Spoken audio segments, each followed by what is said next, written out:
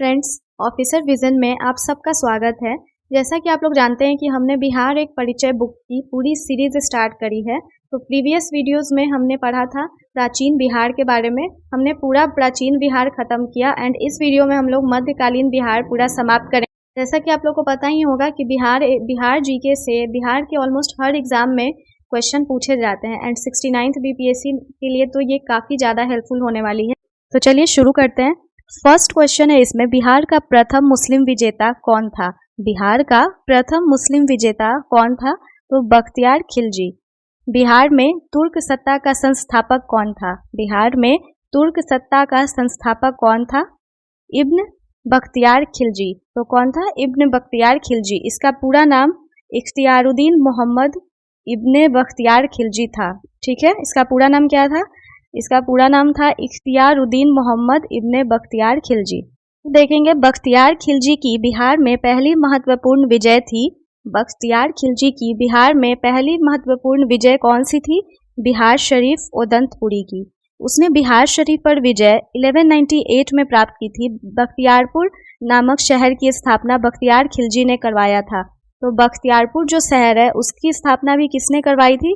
तो बख्तियार खिलजी ने करवाई थी। ठीक है, नेक्स्ट हम लोग देखेंगे बिहार में तुर्क सत्ता की स्थापना हुई। बिहार में तुर्क सत्ता की स्थापना हुई कितने ईस्वी में? 1198 ईस्वी में। बख्तियार खिलजी ने अपना प्रशासनिक मुख्यालय बनाया। बख्तियार खिलजी ने अपना प्रशासनिक मुख्यालय बनाया बिहार शरीफ में। नालंदा विश्वविद्यालय को किसने ध्वस्त किया? नालंदा विश्वविद्यालय को किसने ध्वस्त किया? बख्तियार खिलजी ने। ये क्वेश्चन तो मतलब बिहार के हर एक एग्जाम में पूछे। नेक्स्ट हम लोग देखेंगे बख्तियार खिलजी के आक्रमण के समय पाल वंशीय शासक था।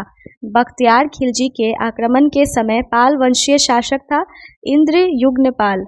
इंद्रयुग्नपाल। नेक्स्ट देखेंगे बख्तियार खिलजी के आक्रमण के समय सेन वंशीय शासक था। बख्तियार खिलजी के आक्रमण के समय सेन वंशीय शासक था लक्ष्मण सेन। ठीक है, कौन था? लक्ष्मण सेन। नेक्स्ट हम लोग देखेंगे बिहार के सूफी संतों का आगमन किस शताब्दी में हुआ? बिहार के सूफी संतों का आगमन किस शताब्दी में हुआ? 12वीं शताब्दी में। बिहार में आने वाले पहले सूफी संत थे। बिहार में आने वाले पहले सूफी संत थे मोमीन आरिफ। मोमीन आरिफ। मनेर की विजय से किस सूफी संत का संबंध था? मनेर की विजय से किस सूफी संत का संबंध था? ताज फकीर। ताज फकीर का संबंध था। बिहार पर बख्तियार खिलजी के हमले का पहला विवरण प्राप्त हुआ है। बिहार पर बख्तियार खिलजी के हमले का पहला विवरण प्राप्त हुआ है तबकाते नासरी। ठीक है, तबकाते नासरी। बिहार पर बख्तियार खिलजी के हमले का पहला विवरण प्राप्त हुआ है तबकाते नासरी। नेक्स्ट हम लोग पढ़ेंगे सल्तनत कालीन बिहार। देखते हैं बिहार में सैनिक अभियान आयोजित करने वाला पहला सुल्तान था। बिहार में सैनिक अभियान आयोजित करने वाला पहला सुल्तान था इल्तुतमिश। बिहार को दिल्ली सल्तनत के अधीन करने वाला पहला सुल्तान था। बिहार को दिल्ली सल्तनत के अधीन करने वाला प्रथम सुल्तान था इल्तुतमिश। इल्तुतमिश ने 1225 के लगभग किसे पराजित कर बिहार पर अधिकार किया था? तो हिशामुद्दीन एवज। हिशामुद्दीन एवज को पराजित कर बिहार पर अधिकार किया था। निम्न में से कौन सल्तनत काल में बिहार का प्रांतपति नहीं रहा? निम्न में से कौन सल्तनत काल में बिहार का प्रांतपति नहीं रहा? तो मुबारिस खान। किस काल में बिहार पर दिल्ली सल्तनत के सुल्तानों का निर्णायक वर्चस्व स्थापित हुआ? किस काल में बिहार पर दिल्ली सल्तनत के सुल्तानों का निर्णायक वर्चस्व स्थापित हुआ? तुगलक काल में। नेक्स्ट हम लोग देखेंगे बिहार के कर्नाट वंश के शासक हरि सिंह देव को पराजित करने वाला सुल्तान था। बिहार के कर्नाट वंश के शासक हरि सिंह देव को पराजित करने वाला सुल्तान था गयासुद्दीन तुगलक। मोहम्मद बिन तुगलक ने बिहार के किस नगर का नाम तुगलकपुर कर दिया? मोहम्मद बिन तुगलक ने बिहार के किस नगर का नाम तुगलकपुर कर दिया? तो दरभंगा। दरभंगा का नाम तुगलकपुर कर दिया। दरभंगा में एक दुर्ग एवं जामा मस्जिद का निर्माण कराने वाला सुल्तान था मोहम्मद बिन तुगलक। तुगलक काल में बिहार की राजधानी थी। तुगलक काल में बिहार की राजधानी थी बिहार शरीफ। बिहार शरीफ आधुनिक नालंदा जिले में स्थित है। बिहार शरीफ अभी नालंदा जिले में स्थित है। बिहार राज्य का नाम बिहार किसने दिया था? बिहार राज्य का नाम बिहार किसने दिया था? तो तुर्कों ने। इस क्षेत्र में बौद्ध विहारों की संख्या अधिक थी, अतः इन्होंने इसे विहारों का प्रदेश कहा। बिहार राज्य का नाम बिहार किस काल में पड़ा? बिहार राज्य का नाम बिहार किस काल में पड़ा? तुगलक काल में। मलिक इब्राहिम या मलिक बया बिहार का प्रशासक किस काल में था? मलिक इब्राहिम या मलिक बया बिहार का प्रशासक किस काल में था? तुगलक काल में। बिहार के तुगलक काल के सर्वाधिक महत्वपूर्ण प्रशासक बिहार के तुगलक काल के सर्वाधिक महत्वपूर्ण प्रशासक मलिक इब्राहिम या मलिक बया का मकबरा है बिहार शरीफ में। नेक्स्ट हम लोग देखेंगे बिहार के प्रसिद्ध संत शेख अहमद चिर्मपोश से भेंट किस सुल्तान ने किया था? बिहार के प्रसिद्ध संत शेख अहमद चिर्मपोश से भेंट किस सुल्तान ने किया था? फिरोज तुगलक ने किया था। फिरोज तुगलक का फारसी अभिलेख किससे मिलता है? तो बिहार शरीफ से मिलता है। फिरोज तुगलक का फारसी अभिलेख हमें कहाँ से मिलता है? तो बिहार शरीफ से मिलता है। उत्तर बिहार के कर्नाट शासकों का अंत किस सुल्तान के द्वारा हुआ? उत्तर बिहार के कर्नाट शासकों का अंत किस सुल्तान के द्वारा हुआ? तो गयासुद्दीन तुगलक के द्वारा। 14वीं सदी में तिरहुत में फिरोज ने किस वंश का शासन आरंभ करवाया था? 14वीं सदी में तिरहुत में फिरोज ने किस वंश का शासन आरंभ करवाया था? तो वैनवार वंश का। वैनवार वंश। तिरहुत के किस वैनवार वंश के शासक के छत्र छाया में प्रसिद्ध कवि विद्यापति अपने काव्य की रचना की? तो शिव सिंह। बिहार में प्रारंभिक तुर्क गतिविधियों के संदर्भ में महत्वपूर्ण जानकारी के प्रमुख स्रोत हैं। बिहार में प्रारंभिक तुर्क गतिविधियों के संदर्भ में महत्वपूर्ण जानकारी के प्रमुख स्रोत हैं तबकाते नासरी। इब्राहिम लोदी के काल में बिहार के किस सूबेदार ने सुल्तान के विरुद्ध विद्रोह किया? इब्राहिम लोदी के काल में बिहार के किस सूबेदार ने सुल्तान के विरुद्ध विरोध किया? दरिया खान नुहानी। दरिया खान नुहानी ने। बिहार के जनजातीय क्षेत्र के लिए झारखंड शब्द का प्रयोग पहली बार हुआ। बिहार के जनजातीय क्षेत्र के लिए झारखंड शब्द का प्रयोग पहली बार हुआ 13वीं शताब्दी में। वर्तमान बिहार क्षेत्र के लिए बिहार नाम सर्वप्रथम किस रचना में मिलता है? वर्तमान बिहार क्षेत्र के लिए बिहार नाम सर्वप्रथम किस रचना में मिलता है? तबकाते नासरी। नेक्स्ट हम लोग देखेंगे किस सुल्तान के तिरहुत को तुगलपुर का नाम दिया गया? किस सुल्तान के तिरहुत को तुगलपुर का नाम दिया गया? तो मोहम्मद बिन तुगलक। किस सुल्तान ने तिरहुत यानी तुगलपुर को से अपने सिक्के जारी किए? किस सुल्तान ने तिरहुत तुगलपुर से अपने सिक्के जारी किए? मोहम्मद बिन तुगलक ने। किस सुल्तान ने राजगीर स्थित जैन मंदिरों को अनुदान दिए? किस सुल्तान ने राजगीर स्थित जैन मंदिरों को अनुदान दिए? तो फिरोज शाह तुगलक ने। तुगलक काल में बिहार के प्रांतपति पद पर आसीन रहे। तुगलक काल में बिहार के प्रांतपति पद पर आसीन रहे तो वो कौन थे? मलिक बया एंड मजदुल मुल्क, ये दोनों थे। दिल्ली के किस सुल्तान ने बिहार में सैनिक अभियान कर मुंगेर तक अपना राज्य विस्तृत किया? दिल्ली के किस सुल्तान ने बिहार में सैनिक अभियान कर मुंगेर तक अपना राज्य विस्तृत किया? सिकंदर लोदी ने। बख्तियार खिलजी का बिहार में प्रथम पड़ाव कहाँ था? बख्तियार खिलजी का बिहार में प्रथम पड़ाव कहाँ था? मनेर में। बिहार शरीफ स्थित मलिक बया के मकबरे की विशिष्टता है। बिहार शरीफ स्थित मलिक बया के मकबरे की विशिष्टता है तो ऑप्शन नंबर सी यानी ए एंड बी बोथ, सलामी दीवारें अथवा बैटर्ड वॉल एंड लंबू तरह गुंबद अथवा कॉनिकल डोम। ठीक है। मनेर स्थित बड़ी दरगाह में किसका मज़ार है? मनेर स्थित बड़ी दरगाह में किसका मज़ार है? तो मुखदुम यहिया। मुखदुम यहिया। नेक्स्ट हम लोग देखेंगे चेरो वंश एवं उज्जैनीय वंश। पूर्व मध्य काल में सोन नदी की घाटी के क्षेत्र में किस जनजातीय राज्य का उद्गम हुआ? पूर्व मध्य काल में सोन नदी की घाटी के क्षेत्र में किस जनजातीय राज्य का उद्गम हुआ? तो खरवार। पाल सत्ता के पतन काल में मध्य बिहार में किस जनजाति ने अपना राज्य स्थापित किया? पाल सत्ता के पतन काल में मध्य बिहार में किस जनजाति ने अपना राज्य स्थापित किया? तो भार ने। 12वीं सदी में पश्चिम बिहार, चंपारण और मुजफ्फरपुर में कौन सा राज्य संगठित हुआ? तो चेरो राज्य। चेरो राज्य का संघर्ष किन मुस्लिम राजवंशों के साथ हुआ? चेरो राज्य का संघर्ष किन मुस्लिम राजवंशों के साथ हुआ? तो ऑप्शन डी यानी first, fourth and fifth, Tughlaq के साथ हुआ, सूरवंश के साथ हुआ एंड मुगल वंश के साथ हुआ। नेक्स्ट है दलपत शाही का संबंध किस राज्य से था? दलपत शाही का संबंध किस राज्य से था? उज्जैनीय राज्य।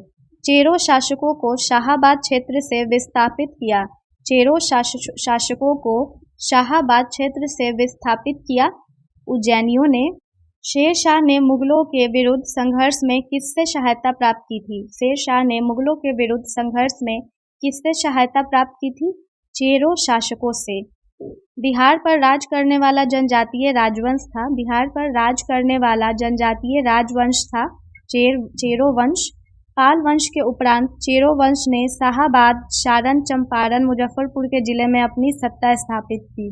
नेक्स्ट हम लोग देखेंगे किस चेरो राजा ने जगदीशपुर के मेले की शुरुआत की? किस चेरो राजा ने जगदीशपुर के मेले की शुरुआत की? तो फूल चंद्र ने शुरुआत की। चेरो जनजाति की शक्ति का वास्तविक पतन किसके द्वारा हुआ? चेरो जनजाति की शक्ति का वास्तविक पतन किसके द्वारा हुआ? उज्जैनिया शासक के द्वारा। ठीक है, उज्जैनिया शासक के द्वारा। भोजपुर में उज्जैनीय वंश का संस्थापक था। भोजपुर में उज्जैनीय वंश का संस्थापक था संतन सिंह। संतन सिंह का मूल नाम देवराज था।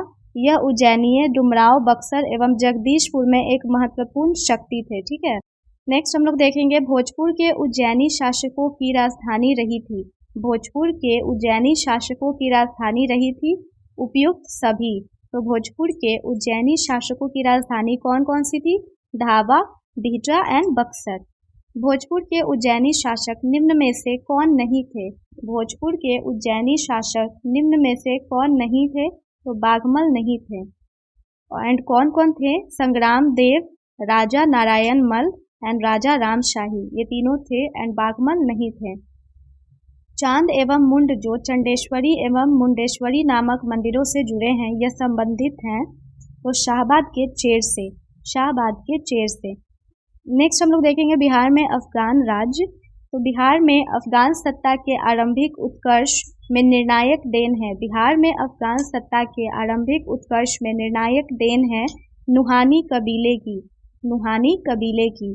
सिकंदर लोदी ने 1495-96 में किसे बिहार का प्रभारी नियुक्त किया? सिकंदर लोदी ने 1495 से 1496 में किसे बिहार का प्रभारी नियुक्त किया?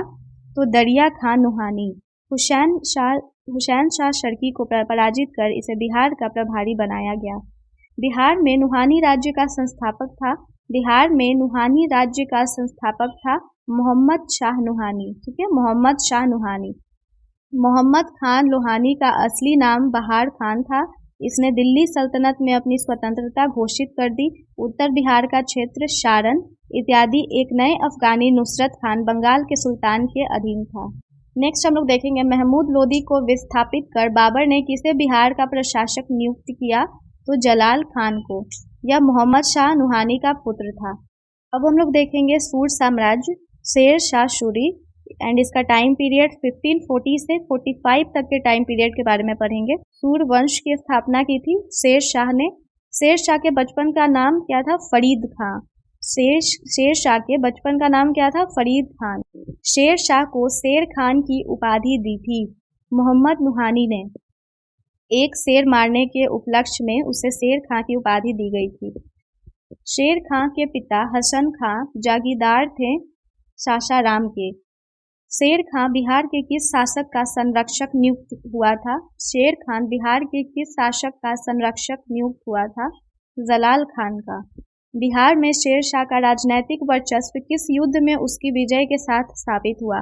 बिहार में शेर शाह का राजनैतिक वर्चस्व किस युद्ध में उसकी विजय के साथ स्थापित हुआ? तो सूरजगढ़ा का युद्ध। शेर शाह ने किस युद्ध में हुमायूं को पराजित किया? तो ऑप्शन सी उपयुक्त ए एंड बी, यानी चौसा का युद्ध में भी एंड बिलग्राम एवं कन्नौज का युद्ध में भी। शेर शाह द्वारा पटना के नव निर्माण का वर्णन किस रचना में मिलती है? शेर शाह द्वारा पटना के नव निर्माण का वर्णन किस रचना में मिलती है? तारीखे दाऊदी। तारीखे दाऊदी में मिलती है। शेर शाह द्वारा अफगान राज्य की पुनर्स्थापना किस युद्ध के उपरांत हुई? शेर शाह द्वारा अफगान राज्य की पुनर्स्थापना किस युद्ध के उपरांत हुई? कन्नौज एवं बिलग्राम युद्ध के उपरांत। शेर शाह का प्रशासनिक प्रयोगशाला था सहसराम में। बिहार का अंतिम अफगान शासक था। बिहार का अंतिम अफगान शासक था दाऊद खान करारानी। दाऊद खान करारानी। शेर शाह का मकबरा है। शेर शाह का मकबरा है सहसराम में। शेर शाह द्वारा पटना का दुर्ग और पटना को राजधानी बनाने की चर्चा कहाँ मिलती है? शेर शाह द्वारा पटना को दुर्ग और पटना को राजधानी बनाने की चर्चा कहाँ मिलती है? तारीख़े दाऊदी में। तारीख़े दाऊदी की रचना अब्दुल्लाह ने की थी। शेर शाह द्वारा कौन सा कार्य किया गया? शेर शाह द्वारा कौन सा कार्य किया गया? तो उपयुक्त सभी, यानी जब्त प्रणाली की शुरुआत, रुपया का प्रचलन एंड सिकंदरी गज एवं सन की डंडी का प्रयोग। बिहार राज्य में स्थित सासाराम, जो कि रोहतास में है, के किला का निर्माण करवाया शेर शाह ने। निम्न में से कौन सा कार्य शेर शाह द्वारा नहीं किए गए? तो सी, इबादत खाना का निर्माण। मध्यकाल में पटना का नव निर्माण करवाया था शेर शाह ने। सहसराम किसके मकबरे के लिए प्रसिद्ध है? सहसराम किसके मकबरे के लिए प्रसिद्ध है? तो उपयुक्त सभी, शेर शाह सूरी के, इस्लाम शाह एंड हसन खां सूर के। तो हम लोग देखेंगे शेर शाह के मकबरा के संबंध में क्या सही है। शेर शाह के मकबरे के संबंध में क्या सही है? तो ऑप्शन नंबर डी, उपयुक्त सभी। यह झील के मध्य में स्थिर अष्टकोणीय आकार का है। यह मकबरा चौकोर चबूतरे पर बना है जिसके चारों ओर सीढ़ियां हैं। इसकी छत एवं भव्य गुंबद के रूप में है। नेक्स्ट है, पटना को प्रांतीय राजधानी बनाया था। पटना को प्रांतीय राजधानी बनाया था शेर शाह ने। सुप्रसिद्ध सूफी संत शेख वरन किस अफगान शासक के समकालीन थे? सुप्रसिद्ध सूफी संत शेख वरन किस अफगान शासक के समकालीन थे? ऑप्शन सी, थर्ड एवं फोर्थ, जिस शेर शाह एंड इस्लाम शाह के कंटेम्प्ररी थे, समकालीन थे। अष्टकोणीय मकबरों की श्रृंखला में अंतिम मकबरा है। अष्टकोणीय मकबरों की श्रृंखला में अंतिम मकबरा है इस्लाम शाह का। शेर शाह के अधीन बिहार में कितनी सरकारें या प्रमंडल थी? शेर शाह के अधीन बिहार में कितनी सरकारें या प्रमंडल थी? टोटल 7 प्रमंडल थी। शेर शाह द्वारा पटना किले और नगर को बनाने में कितना व्यय हुआ? शेर शाह द्वारा पटना किले और नगर को बनाने में कितना व्यय खर्च हुआ? तो 5 लाख। नेक्स्ट हम लोग देखेंगे मुगल कालीन बिहार। ठीक है, अभी हमने सल्तनत कालीन बिहार पढ़ा, नेक्स्ट हम लोग पढ़ेंगे मुगल कालीन बिहार। मुगल शासक बाबर ने किसे पराजित कर बिहार पर नियंत्रण प्राप्त कर लिया? तो महमूद लोदी को हराकर। घाघरा की युद्ध जो कि 6 मई 1929 को हुई थी, बाबर से महमूद लोदी पूरी तरह पराजित होकर भाग गया था। अकबर ने अगस्त 1574 में पटना बिहार में किसे पराजित किया था? अकबर ने अगस्त 1574 में पटना बिहार में किसे पराजित किया था? दाऊद खान को। अकबर ने पटना युद्ध के बाद बिहार में किसे दाऊद खान से निपटने के लिए छोड़कर लौट गया? अकबर ने पटना युद्ध के बाद बिहार में किसे दाऊद खान से निपटने के लिए छोड़कर चला गया? तो ऑप्शन नंबर सी, मुनीम खान। नेक्स्ट हम लोग देखेंगे 1580 में बिहार का सूबेदार किसे बनाया गया? 1580 में बिहार का सूबेदार किसे बनाया गया? खाने आजम मिर्जा अजीज कोका को। खाने आजम मिर्जा अजीज कोका को बनाया गया। नेक्स्ट है, किस मुगल शासक के समय बिहार पठानों एवं मुगलों के बीच लड़ाई का केंद्र बना रहा? किस मुगल शासक के समय बिहार पठानों एवं मुगलों के बीच लड़ाई का केंद्र बना रहा? तो अकबर। अकबर के समय कहाँ के उज्जैनी राजा दलपत शाही में विद्रोह किया था? अकबर के समय में कहाँ के उज्जैनी राजा दलपत शाही ने विद्रोह किया था? तो जगदीशपुर के राजा ने विद्रोह किया था। जगदीशपुर के विद्रोह का दमन करने के लिए शहबाज खान को भेजा गया था। बिहार का सर्वप्रथम अपने साम्राज्य में मिलाने वाला मुगल शासक था। बिहार को सर्वप्रथम अपने साम्राज्य में मिलाने वाला मुगल शासक था अकबर। बिहार को मुगल साम्राज्य के प्रांत का दर्जा दिया गया।